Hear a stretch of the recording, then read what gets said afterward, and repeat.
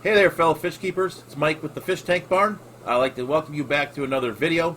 Today we're going to go ahead and continue our fish room tour series. Today we're going to take a look at some fish you probably haven't seen before. These are the rare nano livebearers. So this is a group of fish that I've been really passionate about. After spending some time in the fish club, going to some various auctions, I've really grown to like these fish. So we're going to take a real deep dive into these fish, explaining information such as location information, tank size, how they breed, and some of the other factors about these fish. So stay tuned to the end of this video because I will share some other important information about these fish as to how to care for them and where to find them. So let's go ahead and get started with the tour. Alright, the first tank we come to here is my 37-gallon cube. This is home to the black chin livebearer, otherwise known as the Girardinus Metallicus. This fish is a poeclid, which means it is related to guppies. You can tell the males from the females pretty easily. The males will have a black chin along with a black gonopodium. Not all the males will show that depending on how it's been bred. There are some that have been bred to be mostly gold, but I'm going to try to get this strain to the more black lineage, but that probably will take a little bit of work. Like most livebearers, the females will be the larger fish. Generally getting to be about 3.5 inches. Males will be 1.5 to 2. This fish is a relatively easy fish to keep. You can do it in a 5-10 gallon tank. I chose a bigger tank for this case because I do want to really get this colony cranked up and going. So this fish is found in Cuba and Costa Rica. As with a lot of the livebearers, it does prefer harder water. It has been even found in brackish water as well. So we do have some fry in here as well, so this group is definitely producing. Yeah, so looking forward to working with this and getting the black going really good on this. All right, let's go ahead now and take a look at this 10-gallon tank here. The tank is home to the golden teddy. Scientific name of this fish is Xenophallus Umbralilis.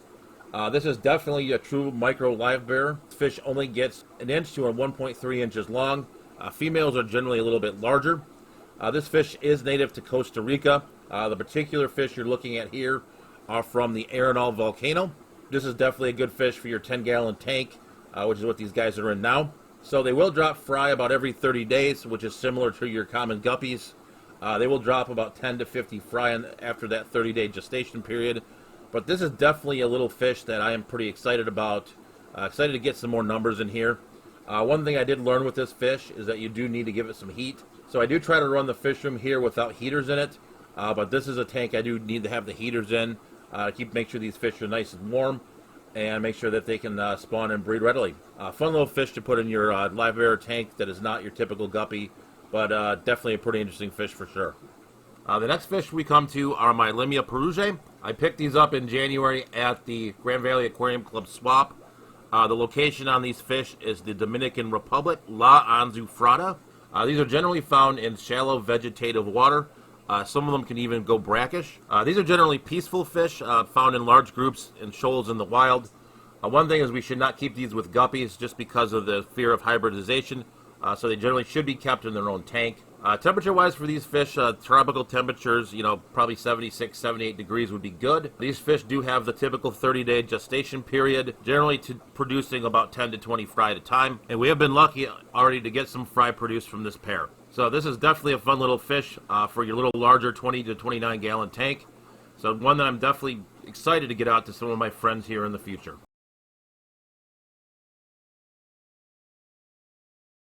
The next Limia species I want to introduce you to is the Limia species tiger.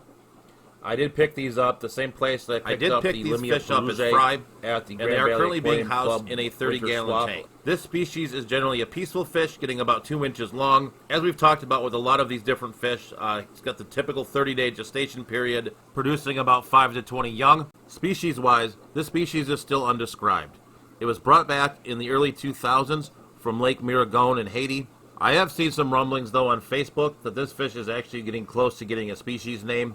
I'm definitely excited to start growing these fry out and completing the circle of life with these fish and getting them out to some of my other fish-keeping friends. The next fish we're going to look at here is the Micropoecilia Picta, otherwise known as the swamp guppy. While we are only looking at females at the moment, the males are pretty sought after and do get a pretty nice, brilliant red color, which makes them a pretty interesting and unique little fish.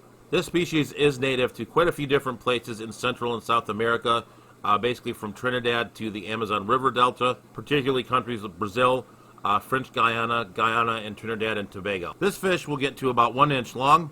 It is relatively hardy, but it is one that's fairly difficult to breed. You do probably need a little bit of salt in the water to get it to breed. I've only been able to get a couple of fry, so this is definitely a fish that will do well in a really well planted 20-gallon tank. Next fish I want to introduce you to is the tiger teddy. So this is a really neat micro live bearer, generally getting to 3/4 of an inch to an inch long. So these fish do come from Colombia and are perfect for your 10-gallon tank. One interesting thing about this fish is that it is a micro predator, so it will definitely require some ground up flakes, baby brine shrimp or microworms. For a breeding aspect of this fish is different than a lot of live bearers. So instead of dropping all of its fry at once during its 30-day gestation period, so this fish will drop a few fry every few days throughout its breeding cycle. Obviously, given the diminutive size of this fish, the fry are quite small, so you would need to use something like a baby brine shrimp to raise them. With that being said, this is one that I do really want to get out to people. It's one of my favorites, and a fish that I would definitely like to see gain more popularity in the hobby. The next fish I want to take a look at is the Limia Melanogaster. This is probably my favorite fish in the fish room. Both the males and females are exquisitely colored, especially when the female has her large gravid spot. These fish are native to Jamaica and Haiti. So in the wild, these fish will generally feed on insects and plant matter, and are generally collected near the surface. These fish will take your typical tropical temperatures. I do keep these guys currently in a, for me anyway, aquascaped 29-gallon tank. These fish have produced a ton of fry for me, and I have been able to distribute these out. This beautiful fish is a fish I want to continue to get out there to all of my fish keeping friends. The next fish I want to show you is the Xiphororous Ophidium, otherwise known as the spike-tailed platy. These are very recent additions to the fish room. Picked these up at the Greater Akron Aquarium Society back at the beginning of March. These are definitely beautiful wild type fish. This fish does come from Central America and Mexico.